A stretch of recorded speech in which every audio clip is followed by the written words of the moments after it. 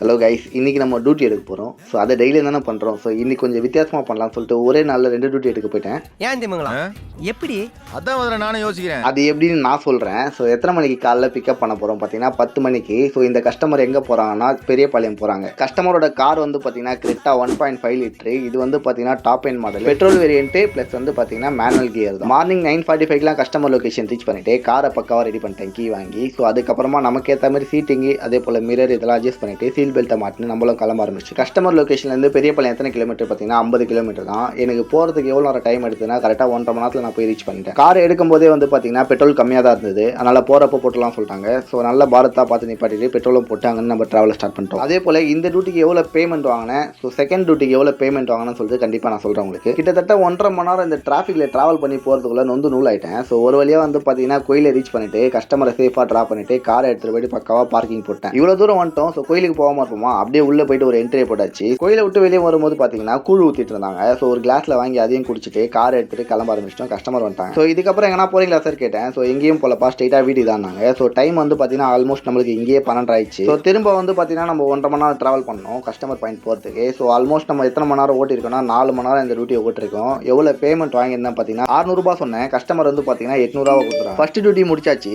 Second duty எடுக்க நானும் கிளம்பிட்டேன். செகண்ட் டியூட்டி என்னன்றதை கண்டிப்பாக அடுத்த வீடியோ சொல்கிறேன்.